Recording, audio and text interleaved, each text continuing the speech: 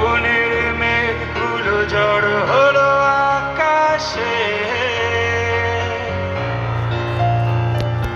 অঝরে নামবে বুঝি শ্রাবণে ছড়ায়। শ্রাবণের মেঘগুলো জড় হলো আকাশে, অঝরে নামবে বুঝি শ্রাবণে ছড়ায়।